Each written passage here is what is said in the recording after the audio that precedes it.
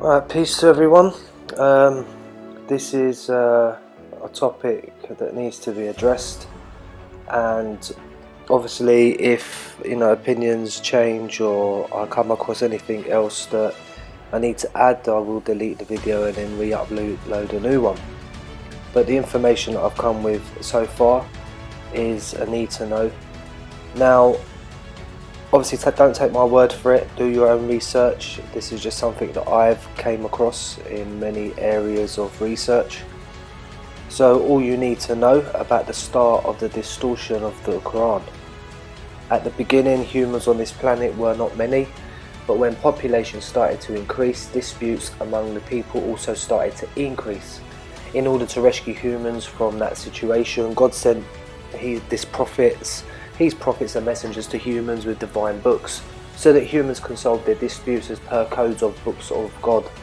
That divine books provided humans with laws of moral and ethnical codes, so it is clear that divine books were never books of theocracy, but books of divine sociology. Last preserved and protected book of God is the noble Quran, makes this point very clear in chapter 2 verse 213. In chapter 213, mankind were one community, nature's provision was abundant and upon for all. Chapter 2 verse 36, then Satan, their selfish desire, divided them. In chapter 10 verse 19, God sent prophets as heralds of good news and as warners. He sent down with them the scripture with the truth to judge among people in their differences. After the prophet passed on, people started differing in the scripture that was given to them with clear verses, and they did so in a stubborn rivalry. God, by His will, keeps the sincere believers guided in truth concerning whatever differences arise among them. God guides people according to His laws.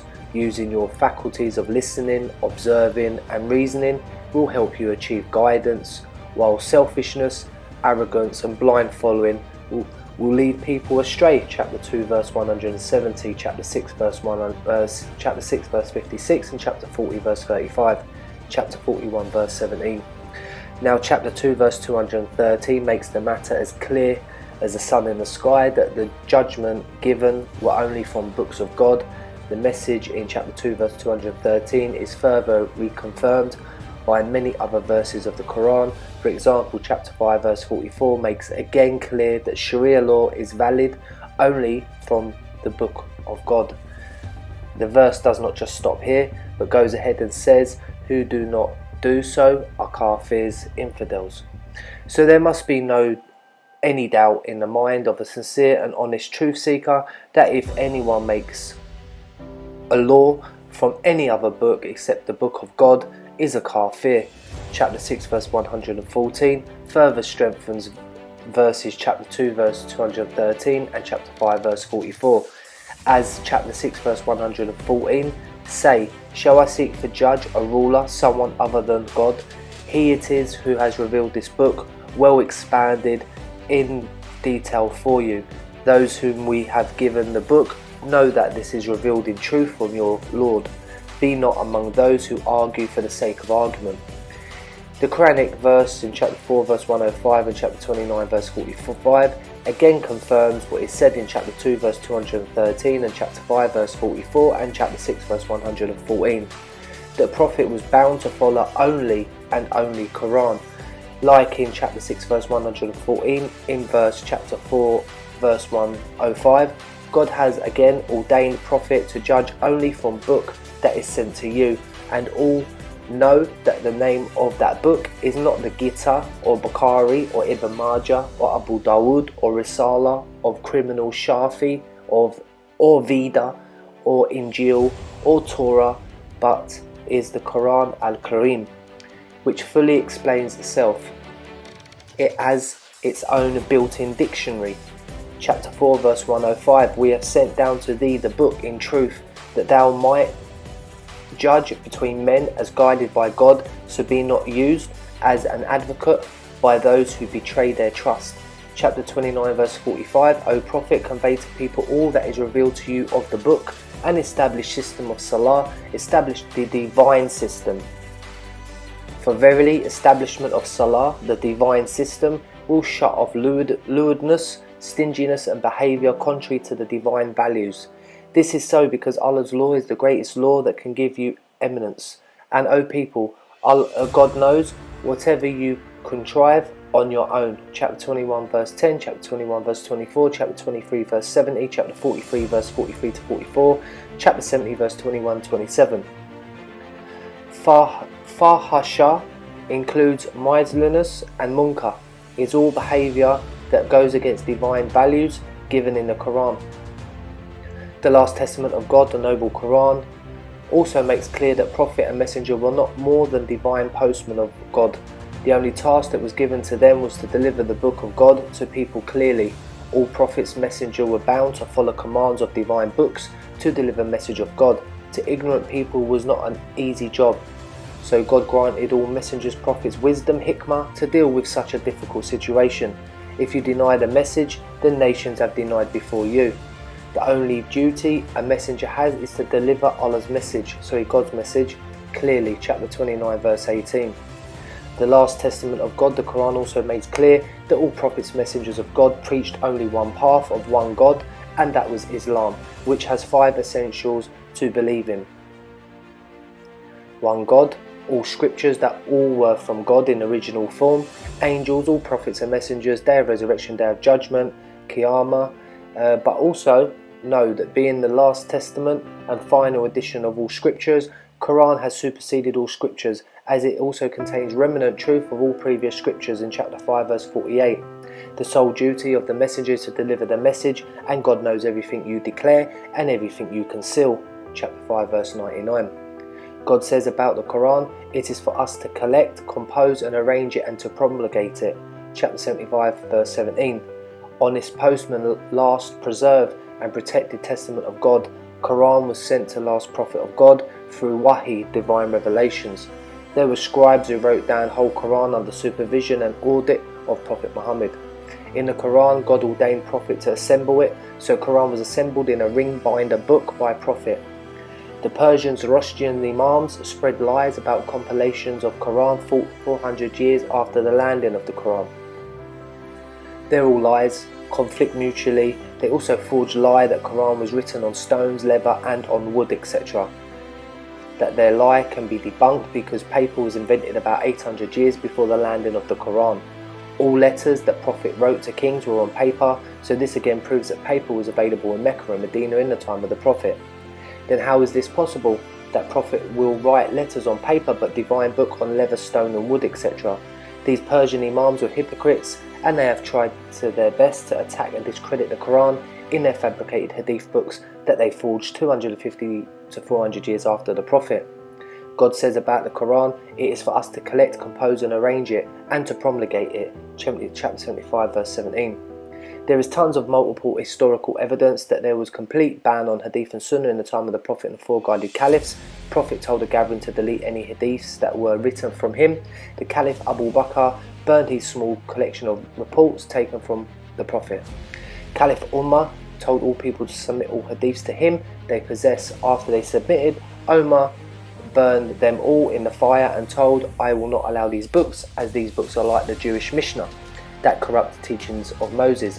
There was complete ban on all kind of hadiths in the time of the Caliph Umar. Caliph Ali told in one Friday sermon, O people, burn all hadiths you possess. Old generation were destroyed because they placed books of God aside and started to follow collections of their scholars.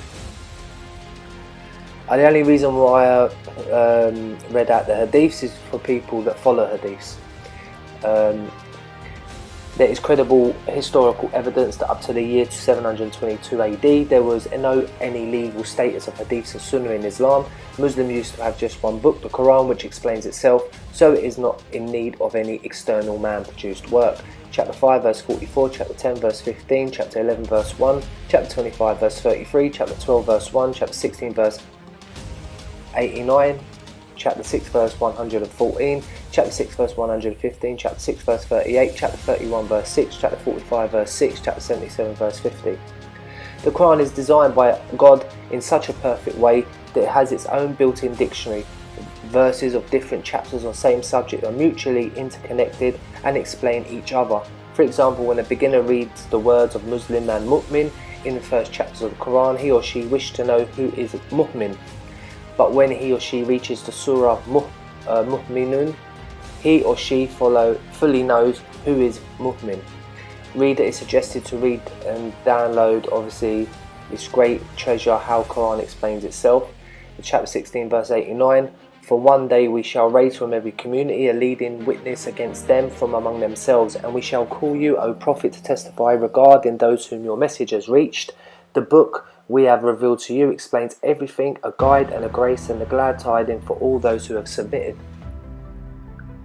Muslims were united under one book of God, and were so organised and brave that in the same 1 year, 636 AD, just with the gap of 5 months, they bulldozed two superpowers of that time, Romans and the Persian Zoroastrian Sassanian Empire.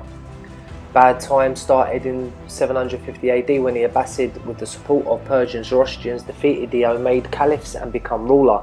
Their rule extended for 508 years, from 750 to 1258 AD. The majority of Muslims are not aware of the Abbasid Caliphs. They were practically apostates. Their tutors, employees, almost all ministers, many wives and even some mothers were Persian Zoroastrians. So DNA of Abbasid was a blend of Muslims and Zoroastrians. The listener can judge the influence of Zoroastrians in that period by knowing who was mother of the most powerful Abbasid Caliph, Harun Rashid. She was Queen Kaziran, a Zoroastrian. She is the lady who blended 5 Zoroastrian daily rituals in Islam in 8th century. This is why a complete and fully detailed Quran does not show you any unit of any ritual, nor Quran tells you what to read in Qiyam and Atahiyat, if I'm saying that correct. So following is you will see that we will try and discuss how and when 5 Zoroastrian namaz rituals were blended into Islam. So the Abbasid Caliph al-Mansur commissioned Ibn Ishaq to write a sweeping history of Islam, starting from the creation of Adam to the present day, together with the biography of Prophet Muhammad. Ibn Ishaq was the grandson of practicing Christian Yasar, who was arrested by Khalid bin Walid from Christian Foundation in Abbey of Ayan al-Tamar. The Christian grandfather Ibn Ishaq was taken to Medina and made the slave of Qais ibn Makrama ibn al-Muttalib, where he acquired his family's surname and name al-Muttalib from the name of his master Qais ibn Makrami ibn al-Muttalib. So Ibn Ishaq was the son of Yasser's third son, Ishaq, who was a transmitter of news and also used to collect and recount tales of the past. Ibn Ishaq started collections of tales like his transmitter father and came into collection of hadith. However, Ibn Ishaq was ordered to get out of Medina for relating a false hadith from a woman, Fatima bint al-Madihra, wife of Hisham ibn Urwa. Hence, the false hadith transmitter Ibn Ishaq left Medina and settled in Baghdad, where he found employment with the Abbasids, who were establishing their new capital in Baghdad, having overthrown the Umayyad Caliphate. You can read this in the Ibn Ishaq Encyclopedia of Islam and the Making of the Last Prophets, University of South Carolina. Under Abbasids' hands, Ibn Ishaq wrote the earliest biography of Prophet Muhammad, namely Sirat al-Rasulullah, in which he brought doubts in the verses of the Quran, pressed lies on God, and accused Prophet Muhammad of fabricating God's words. The false hadith transmitter Ibn Ishaq transmitted the story of the intermediary cranes, with reference to the verses of Surah Al-Najm, chapter 53 of the Quran, in which he accused Prophet Muhammad of not distinguishing the verses of God and the verses of Satan, and that the Prophet purposely fabricated God's words to compromise with Arab pagans on the matter of intercession. Persian Shafat, through their deities Lat, Manat and Al-Uzla. Following the revelation of chapter 53 verse 19 and chapter 53 verse 20 of Surah Al-Najm, have you thought upon Al-Lat and Al-Uzza, chapter 53 verse 19, and Manat, the third, the other, chapter 53 verse 20. Ibn Ishaq transmitted the false tale that after these verses, chapter 53 verse 19, chapter 53 verse 20 of Surah Al-Najm, the next two verses, these are the exalted intermediaries, cranes, and whose intercession is to be hoped for, were originally revealed by Satan, And as soon as these verses were revealed, the whole council of Arab pagans and Prophet Muhammad prostrated to these deities, Allat, Manat and Al-Uzla, and their conflicts on religion were peacefully dissolved. But the angel of revelation Gabriel, timely interventions, made the Prophet of Islam aware that these verses were not from God as Satan had revealed them. Then Prophet Muhammad instantly changed his point of view. So in other words, Ibn Ishaq gave an impression that Satan is more powerful than God, who made and revealed his verses more efficiently before God, who was still managing to reveal his verses through his angel Gabriel, and left behind the Satan. Have you thought of Allat and Al-Uzza and Manat the third? These are the exalted, high-flying intermediary birds whose intercession is approved. This is what you will find in Surat al-Rasulullah by Ibn Ishaq on pages 165 to 166. How has Prophet Muhammad, who always rejected deities, now suddenly prostrated to the same pagan deities Lat, Manat and Al-Uzza? So following the revelations of chapter 53 verse 19 and chapter 53 verse 20 of Surah Al-Najm, have you thought upon Allat and Al-Uzza, chapter 53 verse 19, and Manat, the third, the other, chapter 53 verse 20. Ibn Ishaq transmitted the false tale that after these verses, where he said that these are the exalted intermediary cranes and whose intercession is to be hoped for, were originally revealed by Satan. And as soon as these verses were revealed, the whole council of Arab pagans and Prophet Muhammad prostrated to the deities Allat, Manat and Al-Uzla, and their conflicts on religion were peacefully dissolved. But the angel of revelation Gabriel, timely intervention, made the Prophet of Islam aware that these verses were not from God. So in other words, obviously you know that Ibn Ishaq set up some dodgy stuff there in order to, as I said, you can find it on them pages, so please go and check it out. But suddenly, and this is what I hear a lot of Christians going on about, these verses that were removed, they were never there. They were added by that Satan Ibn Ishaq. So suddenly Paul again appeared in the guise of a Satan, and name of that Satan was now Imam Shafi. Imam Shafi was the biggest criminal who hijacked Deen Islam, divinely prescribed way of life, and converted it into theocratic religion of mullahs and imams. The Abbasid caliphs used Shafi as a satanic tool against Islam because Deen Islam could be a threat to the autocratic rule of the Abbasid. Being an agent of Iblis, Satan Shafi turned the table of Islam at 180 degrees. He was a hypocrite, a hidden Sabiite Shia. He was also declared by many truthful scholars as a deceitful liar, a forger and a sodomite. But because he was stooge of Abbasid caliphs, therefore his hijack attempt on Islam remained successful. This Satan twisted verses of the Quran, misinterpreted them in order to invent new satanic innovations called Hadith and Sunnah. Many truthful scholars of a group referred to as Al-Kalam resisted satanic innovations of Imam Shafi. Also the Mu'tazilites scholars, who represented one of the earliest rationalist Muslim theological schools, heavily resisted satanic innovations of Satan Shafi, but they all failed because Shafi was fully backed by the apostate Abbasid caliphs and Persian Zoroastrians. Shafi also misinterpreted the Quranic word hikmah, wisdom, and declared that according to him, meaning of hikmah is hadith and sunnah. Fact is that Prophet left behind only written Quran and not a single shred of hadith or sunnah. Besides, there was complete ban on hadith and sunnah during the period of the four guided caliphs. If hadith was a hikmah, then why that hikmah was burned and banned by four caliphs? With reference to the word hikmah in the Quran, chapter 17 verse 39, Dr. Allama Muhammad Asad, PhD, comments, which thy sustainer has revealed to thee. It is to be noted that the noun hikmah, usually signifying wisdom, is derived from the verb hakama. He prevented or restrained him or it, i.e. from acting in an undesirable manner. Hence the primary meaning of hikmah is that which prevents one from evil or ignorant behaviour. In its positive sense, it signifies conscious insight into that which is most excellent. Inasmuch as this term refers here in particular to what is arduous in God's sight, it implies moral discrimination or the knowledge of right and wrong on the part of men, and this in its turn presupposes the existence of an absolute God-willed standard of moral value. Shafi himself badly twisted the verse of chapter 53 verse 3 of Surah Al-Najm and told people that all the All the even private talks of Prophet are wahi, revelation from God.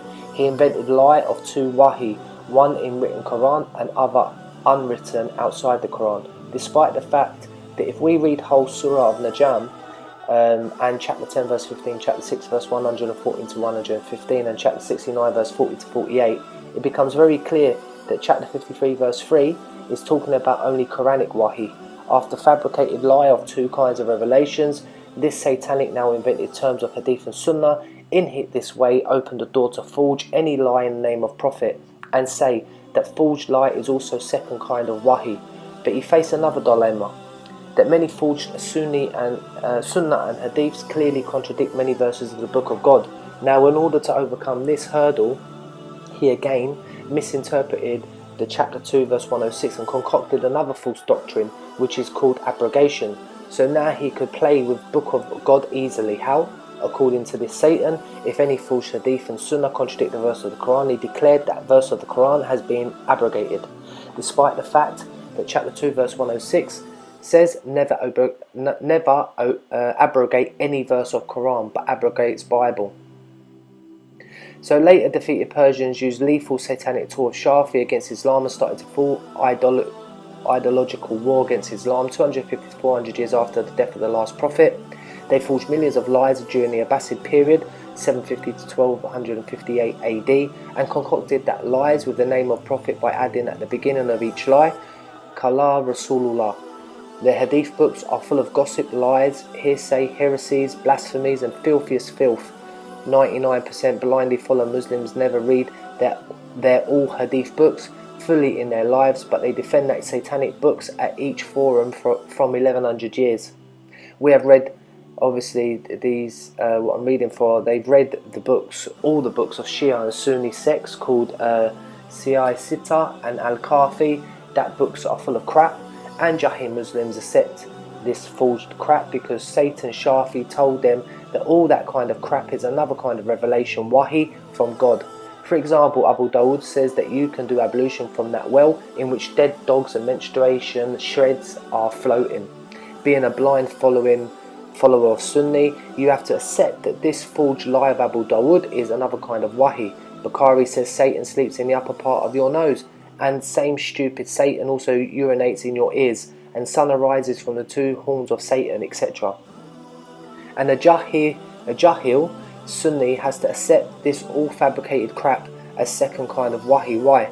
Because Kanzir Shafi told them so 1200 years ago, following you'll see that Persians did not stop just at forging of millions of hadiths, but during the Abbasid period when Irani Zoroastrians were actual rulers, they were not Arabs but Persian Zoroastrians who made first dictionary of Quran, Arabic terms, and in that dictionary they changed the meaning of thousands of Quranic terms. Same dictionary was being taught in whole empire. Even Arab students were learning from that dictionary. This is a reason that after 750 AD the most ignorant people for the understanding of the Quran are Arabs, because the glasses they used over their eyes are made of Iranian Zoroastrians. Later, Al-Iblisian mullahs and imams has been following that Persian-made terminology from 1200 years even today. What is the result then? Today in 2020, we are about 2.9 billion Muslims, but majority following fake, counterfeited Islam that was concocted by Persian Zoroastrians during the Abbasid period. So now listen what Allah says in the Quran about the Quran and Prophet Muhammad. So in chapter 10 verse 15, God says, "When our messengers are conveyed to them in all clarity, those who hope not that they are destined to meet with us want to strike a deal with a messenger. They say, bring us a Quran other than this or make some changes in it. Say, O Prophet, it is not conceivable that I would alter it myself. I only follow what is revealed to me. I cannot disobey my Lord, for I fear the retribution of a mighty day." Note, it is crystal clear from this verse, again, that when God, stroke the Quran, talks about wahi revelations, it is wahi of Quran only. Also read chapter 69 verse 40 to 47 and chapter 72 verse 1, and also read Surah Abasa if I'm saying that correct, to reconfirm this point. So it is very clear that Imam Shafi was the biggest criminal of Islam, who first time equated Quranic wahi with so-called hadiths, hearsay and gossip of hypocrites and general public and Persian Zoroastrian imams. So Shafi's book Kitab al-Risala fil Asul al-Fiqh is popular among our ignorant mullahs, and they're blindly following brain-bent pets from centuries. That book of Shafi is indeed book of Satan, designed to misguide Muslims.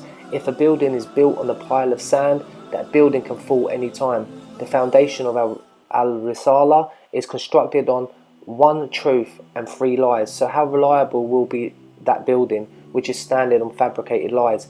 Criminal Shafi mixed truth with falsehood and violated commandment of Quran given in chapter 2 verse 42. The foundation of al-Risala is as follows: number 1, the Quran; number 2, the Sunnah of Prophet Muhammad; number 3, the consensus among the Muslim community; number 4, analogical deduction known as qiyas.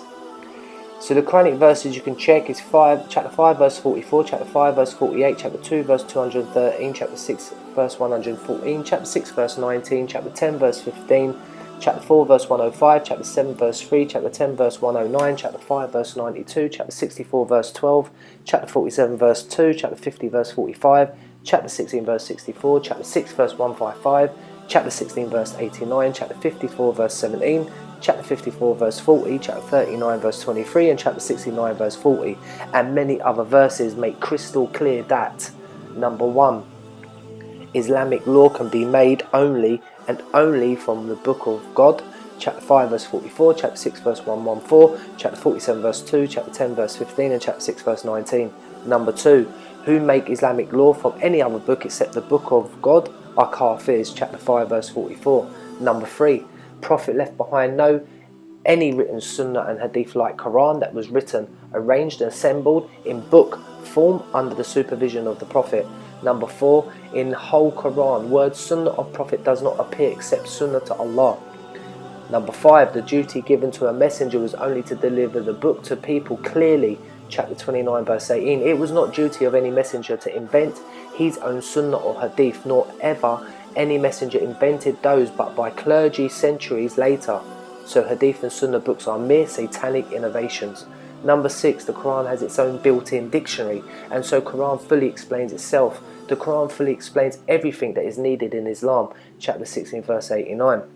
Chapter 7, to obey messenger means to follow only the Quran, chapter 47 verse 2, chapter 6 verse 114, chapter 10 verse 15, chapter 6 verse 19, and chapter 4 verse 105. Number 8, the Quran is simple and a plain book and does not need any fabricated hadith, sunnah, consensus of mullahs, qiyas, or any interpretation.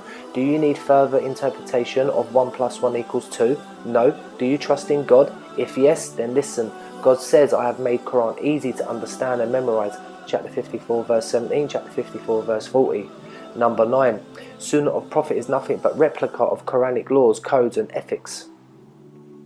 Chapter 10, Quran is best hadith of God, and same Quran is also only authentic hadith of Prophet, chapter 39 verse 23, chapter 69 verse 40. Messengers were mere agency of God, so to follow messenger is to follow the divine message, chapter 10 verse 15, chapter 6 verse 19, chapter 47 verse 2, and chapter 6 verse 114. That messenger delivered and to follow that message is to follow God. Therefore to follow Quran means to follow both God and the messenger. Therefore, from 4 basic pillars of al-Risala, 3 are fabricated by Shafi, which are Sunnah, consensus, or qiyas. Quran says beat 100 lashes to an adulterer. Do we need any Sunnah or qiyas or consensus to implement this law? No. God says do not tell lie and do not mix up truth with falsehood in chapter 2 verse 42. Do we need any Sunnah or qiyas or consensus to implement this code? No. Quran says nation of Prophet Lut was destroyed to death for homosexuality. So for a homosexual, death penalty is one possible law. Do we need any Sunnah or qiyas or consensus to implement this law? No. Quran says beat 80 lashes to evildoer who places slander on a chaste lady. Do we need any Sunnah or qiyas or consensus to implement this law? Quran has direct and indirect laws, and one can deduce millions of laws directly from Quran without using man-made Sunnah or qiyas or consensus. Ask us, we can find for you any Islamic law direct from Quran without consulting any theological source. Now you'll know that I mentioned homosexuality and chaste lady, and there's some other little bits and pieces I've mentioned, Islam, I mentioned Allah a few times. As I said, I will do topics on that. in order to cover up the confusion around them as well. That I'm just giving you the basics of my research. So the consensus is needed when something is unclear and disputed, but Quran is made clear and simple, easy and undisputed. God repeatedly says, we have explained the matters in multifaceted forms so that man can easily understand it. There's no any place of mullahs, imams, clergy, pseudo-theological scholars and priesthood in Islam. We Muslims, has copied that all things from Judaism and church. If we can learn English, then why not Arabic too? If you love term of mullah or scholar, then just learn Arabic, including study of Arabic literature that existed during landing of Quran, and let every Muslim be a mullah and a scholar. Is there any place of priesthood, mullahism and pseudo-scholarship in Islam? God has designed noble Quran in such a way that Quran explains itself fully. Quran has its own built-in dictionary. Each verse of Quran is further explained by other verses of other chapters of the Quran. Therefore, standalone and fully detailed Quran, chapter 16, verse 89, is absolutely not in any need of any external theological source like fabricated hadiths, false sunnah, mullahs, imams, pseudo-scholars, contexts, tafsirs, and mullahs made jurisprudence. Fact is that any human can explain the book of God except God himself, because who explains a book must have a higher intellect, or at least his intellect equal to the intellect of the author. But any mortal human being can meet this criteria. Quran is made simple and easy, chapter 54 verse 17 and chapter 54 verse 40. The Quran is simple, plain book and does not need any interpretation like 1 + 1 = 2 does not. But mullahs has invented term of Quranic interpretation in order to convert very clear and ambiguous verses of Quran into a wax nose so that they can bend that nose in any direction as per they wish. So you've got Abu Hanifa 699 to 767 AD, you've got Malik ibn Anas 711 to 795 AD, you've got Satan Shafi 767 to 820 AD, Paul of Islam, who converted Deen Islam into the religion of mullahs and imams, Deen, divinely prescribed system of life. You've got Ahmed bin Hanbal 780 to 855 AD. These mullahs, names mentioned above, interpreted Quran in their own way and divided one Muslim Ummah nation.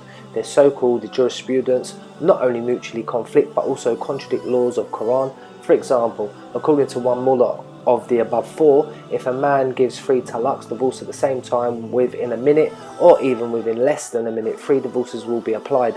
But this idiocy 100% contradicts very clear procedure of divorce that the Quran ordains. The Quran says Muslims are like one body, they must be remained united like one body mass, but these mullahs have created divisions in one Muslim ummah by interpreting the Quran in their own idiotic ways. Satan has sent 2 billion Christians astray, and same situation is with majority of ignorant Muslims who, instead of following clear laws of Quran, follow mullahs and imams. Truth is that mullahs mentioned above were even more ignorant in Islam than laptop mullahs of today. Their books are full of lies and contradict Quranic laws. Same applies to all fabricated books of hadith and sunnah. That 4 mullahs, names mentioned above, were always abusing each other. For example, we show you some quotes as follows. You can check out the sources of Criminals of Islam by Dr. Shabir Ahmed, MD, and I could go through it. I'm not going to take up your time by this nonsense that they go into, but they cuss each other. You can check it out in that book. Islam is simple. Number 1, the Quran ordains to do it. Number 2, what Quran forbids, do not do it. Number 3, about what Quran is silent is optional to you. This is whole Islam. So you can see that the first Caliph Abu Bakr said the same that we have told you. So this page addresses mullahs and their blind following disciples, church priests, rabbis, theologians and students of comparative religions who want to know the truth about this subject. At the beginning, humans on this planet were not many, but when population started to increase, disputes among people also started to increase. In order to rescue humans from that situation, God sent his prophets and messengers to humans with divine books so that humans can solve the disputes as per codes of books of God. That divine books provided the humans with laws and moral and ethnical codes, so it is clear that divine books were never books of theocracy, but books of divine sociology. Last preserved and protected book of God, the noble Quran, makes this point very clear in chapter 2 verse 213. So the Noble Quran in chapter 2 verse 213, mankind were one community, nature's provision was abundant and open for all, in chapter 2 verse 36. Then Satan, their selfish desire, divided them, chapter 10 verse 19. God sent prophets as heralds of good news and as warners. He sent down with them the scripture with the truth to judge among people and their differences. After the prophet passed on, people started differing in the scripture that was given to them with clear verses, and they did so in stubborn rivalry. God by his will keeps the sincere believers guided in truth concerning whatever differences arise among them. God guides people according to his laws. Using your faculties of listening, observing and reasoning will help you achieve guidance, while selfish arrogance and blind following will lead people astray. Chapter 2 verse 170, chapter 6 verse 56, chapter 40 verse 35 and chapter 41 verse 17. Now chapter 2 verse 213 makes the matter so clear as sun in the sky that their judgment given were only from books of God. Message in chapter 2 verse 213 is further reconfirmed from many other verses of the Quran. For example, chapter 5 verse 44 makes again clear that the law is valued only from the book of God. The verse does not just stop here, but goes ahead and says, who do not judge by the law according to the book of God are kafirs, infidels. So there must be any doubt in the mind of a sincere and honest truth seeker that if anyone makes a law from any other book except the book of God is a kafir. So you'll see that there's also Bukhari, Abu Dawood, Ibn Majah, Muslim. You've got all these other people that were involved in distorting and adding the hadiths and sunnah from hearsay, from Chinese whispers. You've also got these added with what I've added, and I've gave you the proofs of it there. I suggest you do your homework. I suggest you go and do your don't blind follow me. Don't listen to what I'm saying. Verify everything you hear. Verify everything you hear. This can make you or break you. And at the end of the day, I'm not doing this for for a laugh. Yes, my videos are not that exciting, but they're not here to be exciting. They're here to be educational. All I can say is that there's a few issues that I have mentioned: the word Allah, the word Islam. There's a book that I've quoted, The Criminals of Islam. As I said, you can take the good and you take the good and you leave the bad. Yeah. So all I'm saying is, it's not that I follow these blindly. I use my common sense, my reason. I sit there and I think, and I look from every angle. And you have to be a thinker. If you're not a thinker, you're a blind follower, and other people are thinking for you. So I hope this has been beneficial for you. I tried to make it as short as I could. I didn't add the information of Bukhari, Muslim, Ibn Majah, Abu Dawood, Tirmidhi. I didn't add none of that. But you can add them to it as well. They were around at the same time, and they were in the same process of fabricating the hadith and sunnah from hearsay and all that kind of stuff. They were also Persians, Zoroastrians as well. You can check their lineage up, go do your research, and I hope God guides everyone to Quran alone, and I mean true Quran alone. There's some Quran alone out there still that fast, and they still pray, and they still do other stuff that the traditionalists do. So I hope God blesses all, and until the next video, peace.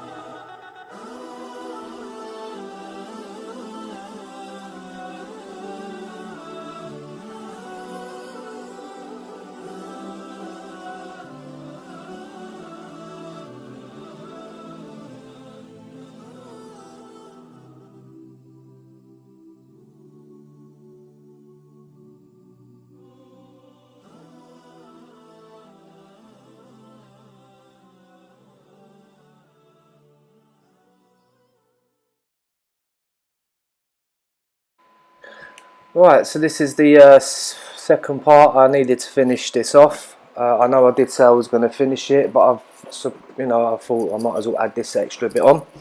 So the divine books, obviously I'm going to go through a few things that you've already heard, but as I said, this is a part of manipulation. They repeat themselves, so we have to do the same. So the divine books were simple, they were plain, made easy and self-explanatory. Therefore, were not in need of no external theological support. But after the death of the prophets, the clergy not only corrupted all divine books, but they also fabricated many hadiths, like hadith, sunnah, and the rest, etc. So in order to twist the meaning of the verses of the book of God as per their own wish, the Talmudic rabbis and places the Torah aside and invented Talmud. Christians lost the original Syriac gospel of Jesus and started to make their own gospels that are based on scared, conflicting stories. Truth is that Mark, Matthew, Luke and John are not scripture but concocted hadiths of Jesus. Jesus said this and Jesus said that and Jesus said so and so. To accept Mark, Matthew, Luke and John as scripture is totally dishonesty.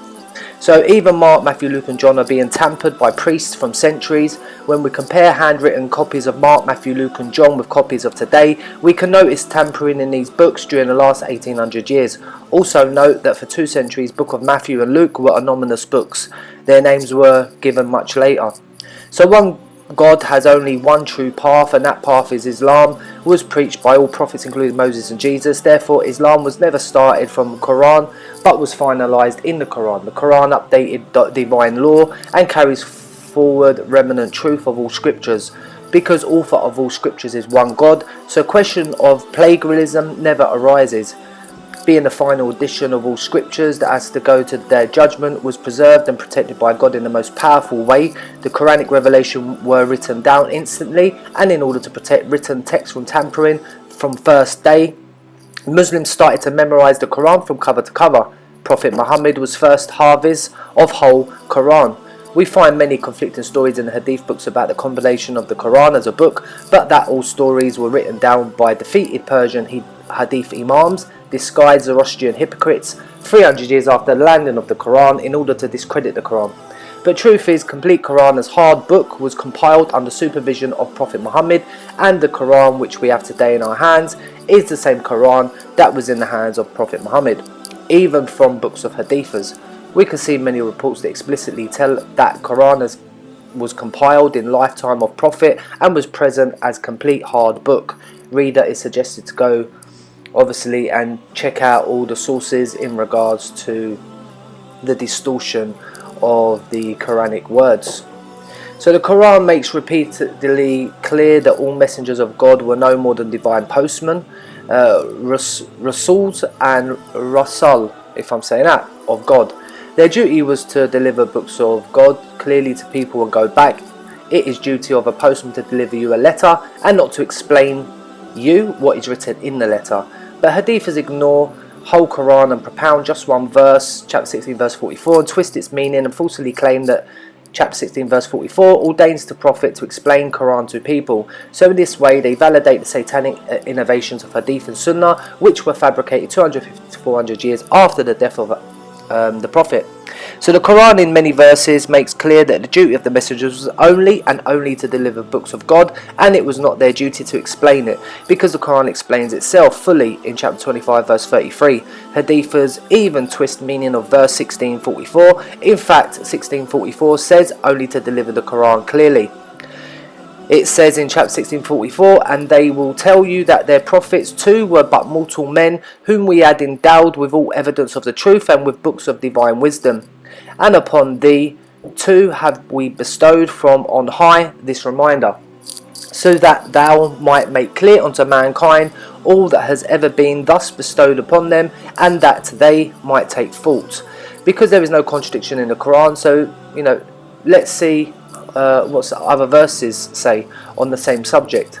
The sole duty of the messenger is to deliver the message, and God knows everything you declare and everything you conceal in chapter 5 verse 99. God says about the Quran, it is for us to collect, compose and arrange it and to promulgate it in chapter 75 verse 17. Chapter 72 verse 21 says, O Prophet, I am not given the power to inflict any evil on you, neither am I given the authority to guide you rightly. If you deny the message, then nations have denied before you. The only duty a messenger has is to deliver God's message clearly, and that's chapter 29 verse 18. Just for the sake of argument, if chapter 16 verse 44 ordained prophet to explain the Quran through his hadiths, as hadiths falsely claim, then Prophet Muhammad was supposed to set up another panel of scribes and would have ruled them to make another book of hadiths besides the book of God. But did he? No. In fact, when once he saw some people writing his hadith, obviously the Prophet told him, according to them, on their hadiths, are you compiling another book besides the book of God? You must erase it and do not take from me anything except the Quran. But shameless hadithers away build back doors from where they can escape. So by using one such back door, they claim that the Prophet forbade to write his hadiths because he was afraid it should not mix with the Quran. This is totally nonsensical and childish argument, because were scribes 10-year-old boys? No, they all were great trustworthy people. Okay, even if we accept these childish argument of hadithers, then why Caliphs Abu Bakr, Umar ibn Khattab, Uthman and Ali did not order anyone to compile a hadith book like Bukhari,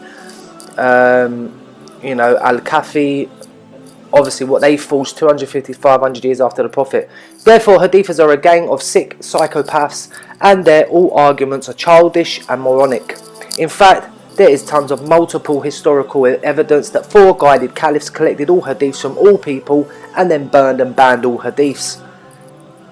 Physical movements of body parts and physical prostration and rituals throughout mankind's history. The worshipping of idols remained a religious component in different pagan societies, so people used to consider an idol as God and used to prostrate to those idols physically when the idols were in front of them or visible to them. So we have also read that before landing of the Quran, pagan Arabs used to prostrate and worship their idols. Even inside the Kaaba, the cube, they had placed many idols. So during rituals they used to prostrate towards the cube, which is made of bricks and mortar.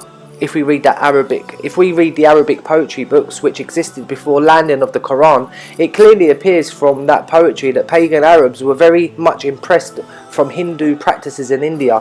One Arab poet has even admired India like we Muslims today admire lands of Mecca and Medina, so there is no doubt that some practices of pre-Islamic Arab pagans were imported from Indian Hindus. They also copied physical prostration from Hindu idol worship. 7 rounds around Meccan cube during Hajj are also copied from Hindus. Hindu frequently make 7 rounds in their many rites. Even in Hindu marriage, man and woman walk 7 rounds around a fire. Nowhere Noble Quran ordains us for this kind of 7 rounds, around a cube. Also nowhere in the Quran ordains to kiss a black stone called Hajar Aswad from the Quran. The word Ibadah never means to worship and prostrate like idol worshippers. So physical prostration makes sense only for idols which are located at one place in front of worshippers, but Quran makes 100% clear in many verses that God is present everywhere. God is omnipresent. So due to his omnipresence, physical prostration does not make any sense, especially physical prostration in one direction and to one specific building is not different from idol worship, because we Muslims are following the 5 Zoroastrian namaz rituals from 1200 years. So now that religious concoction is infused in each cell of our blood, and we are unable to digest actual truth of Quran. The Quran chapter 2 verse 115 makes very, very clear that because God is omnipresent, because wherever you turn there is presence of God, so you do not need to face any direction in rituals nor physical movements. In chapter 2 verse 142, the Quran clearly forbade Muslims to face a cube in rituals, and Quran declared in chapter 2 verse 142, those people fools who say why God has forbade us facing the cube, but hypocrites manufactured false hadiths to show there were 2 Qiblas, one in Palestine and one in Mecca. And this is the greatest lie of the universe, because in life of Prophet neither any Masjid al-Aqsa nor any Jewish temple existed in Jerusalem. Masjid al-Aqsa was built there 60 years after the death of the Prophet, and Jewish temple was erased 500 years before the birth of Prophet Muhammad by the Romans. In chapter 17 verse 1 uses word Aqsa, which means remote mosque, which was nowhere but in Medina at that time. Remote remote from Mecca. Hadith al-Miraj is blatant forgery, which was fabricated to blend five Zoroastrian namaz rituals in Islam in the 8th century during the era of Abbasid Caliph Harun Rashid. In the Quran, words salah have different meaning in different verses, but never it means any kind of ritual with physical movements. You can pray to God by dua without movement of body. You can sit anywhere at any direction and make dua to God, that's it. Chapter 2 verse 177 drives final nail in the coffin box of ritualists. When verse says it is never a good deed to turn your face towards the Qibla, to east or west, but good deed is to have right faith and be and not obviously be a ritualist. Obviously the ritualists give reference of hadiths to validate their rituals, but Prophet left behind not any extra Quranic hadiths. All extra Quranic hadiths are fabricated stories. We cannot build our faith on hearsay and fabrications. If Salah was really rituals, Quran could have told us methods of body movements and also units of each ritual. So in early Islam, masjid used to be without a mahrab. That faces Mecca. Masjid used to be only a Muslim community centre for Salah meetings and for adoration of Quran, but never for rituals with physical movements and physical prostrations. All stories and hadiths which show Prophet and his companion prayed rituals were fabricated by a plan in order to validate five Zoroastrian rituals. And in the Quran, God told Prophet Moses to take a few houses from Egypt and turn those houses into Qiblas. This never means that God told Moses, now you start physically, to prostrate to that Egyptian house, which Moses converted into Qiblas. Meaning of Qibla here is clearly to make a centre to preach the divine message. So praying five Zoroastrian namaz rituals and physically prostrating to Meccan cubes is an idolatry. It is pre-Islamic practice of idolaters, which Quran clearly forbade in many verses, especially in chapter 2 verse 115, chapter 2 verse 142 and chapter 2 verse 177. But after the death of the Prophet, group of idolaters and the hypocrites, chapter 10 verse 15, took over and resumed idolatry and substituted their old pre-Islamic idolatry practiced by five Zoroastrian namaz rituals, which were blended in Islam in the 8th century during Abbasid era at government level. That forgery was validated by forging hadith of Miraj. God forbids in many verses of the Quran not to follow others blindly, and even God declared that kind of blind followers are worse beasts on the planet, and intellectually such kind of blind followers are even worse than cattle in chapter 8 verse 22, chapter 7 verse 179. But fact is, by nature humans are sheeple, and majority is of blind followers, because to follow clergy blindly is much easier than to investigate a matter and then reach the truth. So what always flows to easy path, in the same way human mind usually follows the easy way. To follow the clergy blindly is an easy way, but to spend days and months in investigation on a certain topic is comparatively a difficult job. People who know the right answer for a question, who is God and what are God's attributes, they will laugh on physical rituals like five Zoroastrian namaz. They will know very well that physical five namaz rituals are just another extension of idol worship, because God is omnipresent and is independent of directions and locations. God is with you wherever you may be. Chapter 2 verse 115, chapter 2 verse 142, chapter 2 verse 177, chapter 50 verse 16, chapter 57 verse 4, chapter 58 verse 7, chapter 24 verse 35, chapter 2 verse 50, chapter 2 verse 255, chapter 56 verse 83, 285 and chapter 42 verse 11. Therefore you can make dua or can talk to God anytime, when you are laying on bed, or you are walking, or you are working, or you are in the temple, or you are outside the temple. Your success is in following all ethics, codes and laws of the last testament of God, the Quran. So does the Quran tell us about the story of a flying donkey, the Barak? No, it doesn't. Again, this was made up by the Persian Zoroastrians, the mother of Caliph Harun Rashid Abbasi, and her name was Kaisaran. She ordered Zoroastrians hadith imams, Bukhari and all that, to fabricate story of Miraj, the night journey, that was parallel to a Zoroastrian story which is found in an old Zoroastrian Pahlavi book known as the Book of Adar Viraf. The Zoroastrian story describes the journey of a saintly priest, Adar Viraf, who went into a trance and his spirit went up in the heavens under the guidance of an angel named Sarosh. He passed from one utopia, seven heavens, to another until we reached the presence of Ormazd. Yeah. So the great deity of the whole universe. So when Arda saw everything in heaven and that inhabitants were very happy, Ormazd commanded him to return to earth as his messenger and to tell the people all that he saw and heard. So the historians say that the mother of Caliph Harun Rashid was a Yamni slave girl, but the name Al-Kazuran is a Persian. She was not just strong ally of Zoroastrian's Bramkar, but in fact was also a Parsi. During manufacture of Miraj Hadith, also Persian, Parsi, Zoroastrian Hadith Imams borrowed the concept from another Zoroastrian work called the Zerdashtanama, which has a story of how Zoroaster himself ascended into the heavens and obtained permission to visit hell, where he found.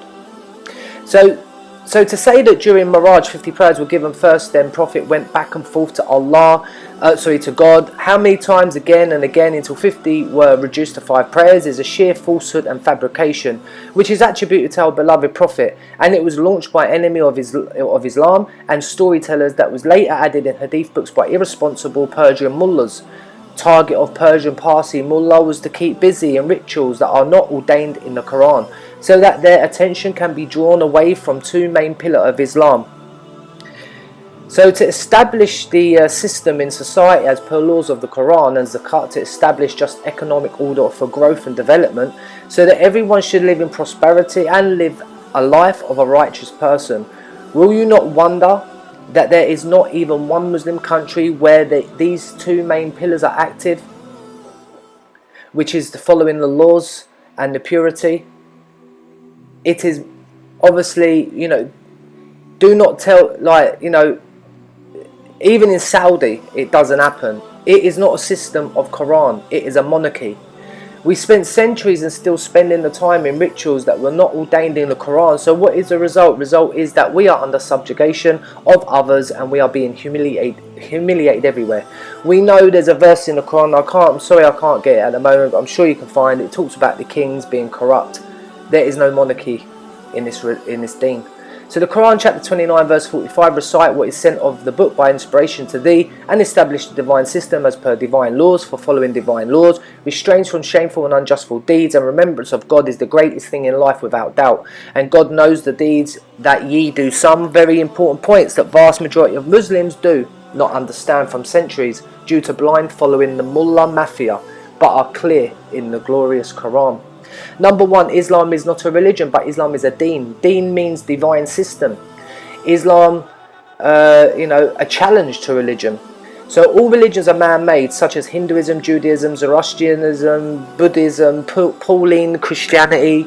And the Quran tells us repeatedly that one God has only one deen, and that is Islam.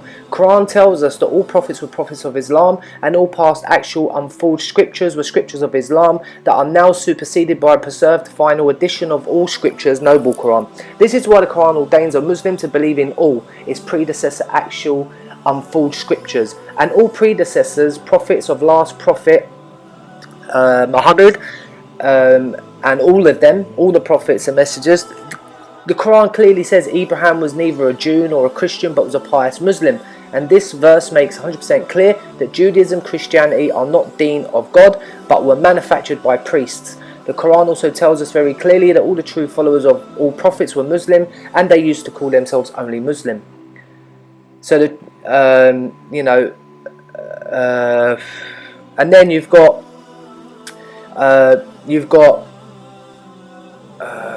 it wasn't Isa, son of Mary. It was Paul who invented the religion, the cult called Christianity, which is in fact true copy of a pagan's cult known as Mithraism.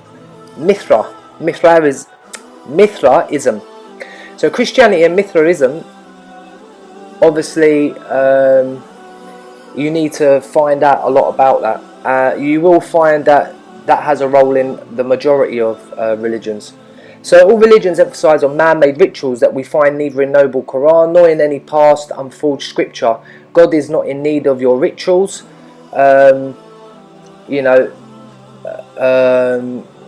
God even says that the planets, the trees make sajda to him. But how a round planet and a tree will put his forehead on the ground to make sajda or ruku? If Quran is understood from A to Z, it becomes clear that sajda and ruku mean to follow, obey the laws of Allah. God. All planets and tree follow the ordered laws of God. The masjid is from sajda, and sajda mean to obey the laws of God. So masjid is a place where it is discussed how to obey, establish and practice the laws of God, given in Quran for humans' betterment. Some try to impose that Zoroastrian orientated 5 Persian namaz rituals on Quran by twisting and bending following verses. They do so because mullahs have, they've welded a false concept in their brain by telling them that Islam is a religion and a religion needs rituals. But Islam is never a religion but a deen, a divinely prescribed way of life, the sole one true path of one God, preached by all prophets. The Quran is never a book of mullahs and theocracy, but of divine sociology. So it goes into, I'm not going to go into the topic about Salah because, this isn't the topic. This is just to show you how they've thrown and made up their stuff when it ain't even in the Quran. So don't be coming to us Quran alone saying, you don't pray, how do you pray, how do you fast? It's not in there. And because you want to blind follow, because you can't be bothered to use your brain. Yeah? If you used your brain a little bit, yeah, and think for yourself. Don't let others think for you. This is where you're going wrong. So you look like a right nutter when you come to us Quran alone and you ask us such stupid questions. So we go on to let's go on to when Paul tried to convert Roman pagans into Christianity. He succeeded, but Christianity was swallowed by pagan Roman civilization, and what we see today is not Christianity but in fact is Pauline Roman paganism. 2. The biggest blasphemous evil, sonship and trinity, came from the pagan culture. This blasphemy was never ever taught by Isa. So number 2, the Arabs invaded Persian Empire, but pure Arab Islamic civilization was swallowed by a Persian Zoroastrian civilization, and now today's Islam is number 2 Persian brand of Islam. Not that real Islam at all that was perfected upon our great, upon our great prophets and messengers. These Persian parties, Zoroastrian, fabricated 2.3 million hadiths 250 to 400 years after the death of the Prophet against his consent to dephase Islam, and they successfully diverted almost whole Muslim Ummah away from the real law source of Islam, the Noble Quran. They took revenge from Arabs Islam for their defeat in the hands of Arab military generals. This well-planned revenge is very clearly mentioned in Persian's history books. Today, majority of misguided Muslims seek guidance in this false Persian crap instead of seeking guidance from the Book of God, the Quran, which is the best hadith of God, fully detailed, standalone, complete, protected and preserved. So simple Islam. What is not in the Quran is not mandatory. Prophet said always, do not take from me anything except the Quran, and who has written my personal sayings must erase it. As I said, I'm not following hadiths. Don't come to me, oh, you're mentioning hadiths. I'm mentioning hadiths because I've got to address everybody. Yeah, I've got to address everybody. Quran alone that follow traditionalist ways, they still pray, they still fast. I'm addressing you lot as well. So I'm being fair. So now we'll talk about the Muslim Mongols, the Barbar and others. Invaded India, but their Islamic culture was swallowed by pagan Hindu civilization. So today we see that Muslims in India are half Hindu and half Muslim. They have adapted many pagan Hindu practices. Many Muslim Indian movie stars have married Hindu pagan women, which in the sight of Quranic law is nothing but zina. Even Mongol Indian Muslim Emperor Akbar married a Hindu pagan woman. So be careful about so-called Wahhabis and Salafi who preach that God is sitting somewhere on a throne in the skies like worldly kings. This is a blasphemy and their utter ignorance as the per Quran. God does not live in a confined house, but no any house places without the presence of God. God is right there where you are. If you can enter in the spiritual realm, God is right there even if you are sleeping at bed. So, or if you are sitting under a fig tree. Or if you are on a mountain, like with Moses, you do not need to travel to God as God is not far from you. We have described the truth, but only a wise will understand it. So to God belong the east and the west. Whithersoever you turn, there is the presence of God. For God is all pervading, all knowing, chapter 2 verse 115. He also says he's closer than you than your jugular vein. O listener, did you not see that God knows all what is in the heavens and all what is in the earth? Wherever there is any discussion among three, he is the fourth present with them. And among five, he is the sixth. And there's no discussion among fewer or more, except that he is with them wherever they may be. And then on the day of resurrection, he will inform them of all what they did. Indeed, God knows all things. Chapter 58, verse 7. Now verily, it is we who have created man, and we know what is innermost self whispers within him. For we are closer to him than his own neck vein. Chapter 50, verse 16. And while we are closer to him than you, although you see us not. Chapter 56, verse 85. Chapter 2, verse 186. And if my servants ask thee about me, behold, I am near. I respond to the call of him who calls. Whenever he calls unto me, let them then respond unto me and believe in me, so that they might follow the right way. We already discussed about the historical forgery and all that kind of stuff. So let's just recap. We'll run through it and I'll try and end it as quick as I can. As I said, I don't want to address this issue again. And this is why I got, it ends up being like a little rant, but hopefully you benefit from this. And it opens up that little pineal gland that's full of, fluoride or whatever. So number one, Isa son of Mary, never told Christians that he was God or Son of God, but Christian priests forged this blasphemy, and over 2 billion Christians are following this fable blindly, not from 1200 years, but from 2000 years. Why? Because by nature we humans are sheeple. Humans love blind following, as it is easy path than to investigate everything. Himself as Quran ordained us. Water flows to easy path. Mullah tells a story to a fanatic in the mosque, and that fanatic believes it as it is told, without investigating that what Mullah has told is true or false. Number 2, in 325 AD, pagan king Constantine blended blasphemy of Trinity, and from 1775 years, Christians are believing it blindly. Why? Because we humans are by nature sheeple. Number 3, around 770 AD, Persian Zoroastrian imams blended Persian 5 namaz into Islam in the time of Harun Rashid Abbasi, whose mother was a Zoroastrian Irani and she was the ruler. As a result of that, Muslims are praying 5 Irani namaz from 1200 years blindly. Why? Because we humans are by nature sheeple. Number 4, the incidents of the Kabbalah of Hussein bin Ali, I think it is, never happened. But Shia has fabricated whole history of Kabbalah and even blindly following Wahhabi and Sunni belief in this fiction. For proof, search in Google a free book, Kabbalah, Facts or Fiction. Number 5, Persian Zoroastrian imams forged hadith of Miraj in order to blend the 5 Irani namaz into Islam, and that fake hadith tells that Prophet took a ride on a donkey Barak. That donkey has a face of a very pretty woman and went to Masjid al-Aqsa, Al-Qudus, Jerusalem, to lead the man's prayer of all prophets. But all historians know that neither Masjid al-Aqsa nor any Jewish temple ever existed in Jerusalem in the time of the Prophet.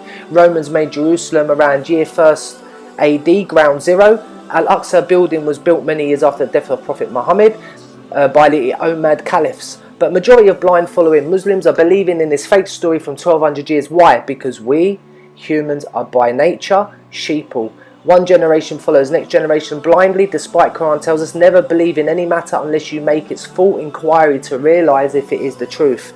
Number 6, when namaz itself is forged, then how can be there Masjid Qiblatain to pray 5 namaz rituals? That building is far outside the centre and was a Jewish pakuda that was modified by Irani Zoroastrians in the time of the Abbasids to support their fake hadith of Miraj and to support their fake hadith of Zoroastrian Bukhari that Muslims used to pray towards Jerusalem. Then Allah, God, ordered them to pray towards the Kaaba. These evil Zoroastrians were so clever, pro-criminals, that they not just blended 5 Irani namaz in Islam, but also to show that it is Islamic. They forged countless of hadiths about rituals such as it says something here, I can't even read that. So, what we've got to understand is that there's a lot what they've done. Don't ever think that these people were like dumb nuts. If anything, we are dumb nuts. Seriously, we're not thinking. We are proper dumb nuts. These people were clever in their deception. Trust me on that, because you lot are following it and you're allowing it. I won't allow this stuff. I won't allow it. There's no way. No way. So we go on. Let's see what else, if I can try and clear it up, make sure I've covered everything. It's an ideological attack. That's all it is, you know, and that is the best way to get anybody. You get more people, you know, you get more people, and then them people, you know, follow other people and things like that. Even a guy called Sheikh Abad Allah Sindhi, he writes, I feel shame to teach Book of Bukhari to neo-Muslims. Even he said it, you know. So I mean, and you lot are just sucking it up. Sucking it up, man. I feel sorry for you guys. And you submitters, the number 19 or whatever you call yourself, I'm coming for you as well, because you're a cult. Yes, you're a cult, and I've got information on that as well that I'm going to be addressing. I ain't stopping. Yeah, I'm coming for the throat. I'm going for your throat. Yeah, I'm not gonna take no pay packet. I'm not gonna take nothing. Yeah, the truth is the truth at the end of the day. So let me stop waffling, and it's going on so much about the prayers. Unbelievable, unbelievable. And you lot are bowing to an idol. You are idol worshipping, and you're not bothered. You're not bothered at all. So Deen, the system of life, the divinely prescribed way of life, in a loose sense, religion. A religious, ritualistic way of life, any system of life, religion, even with a capital R, may scarcely come close in meaning to the term Deen. The Salah, to follow closely, like a runner-up. The Musalli follows the winning horse, the Sabiq, to follow divine commands closely. That's what Salah. And there's many other, you know, things I could go into.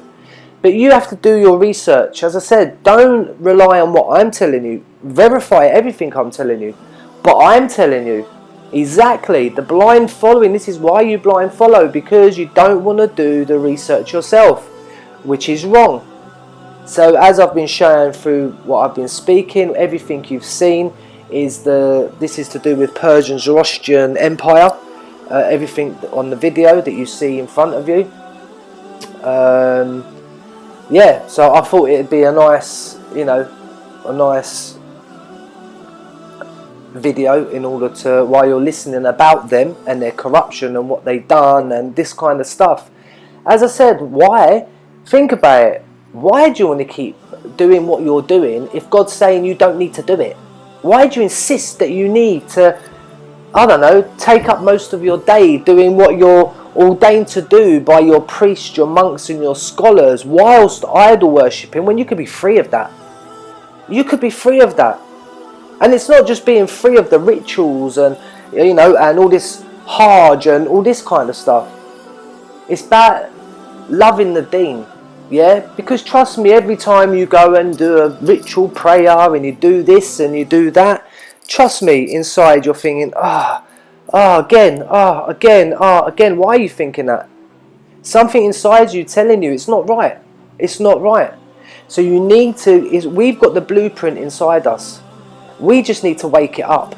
Yeah, we already testified when God took us out the back of the loins of Adam, that we testify there's only one God. We already know there's a God. We have to wake that blueprint inside us up. So yeah, please, you know, share this if you find it interesting. Do your research. Come to Quran alone, and I mean come to Quran alone. Don't carry on with don't listen to the Quran alone that say you still pray 3 times a day. It's in the Quran. You still fast. It's in the Quran. No, it's not. No, it's not. And I'm coming for them next as well. So anyway, may God preserve everyone, keep everyone steadfast, bring everyone to Quran alone, and let's unite upon, you know, hold on to the rope of God, which is the Quran alone. So until the next video, peace.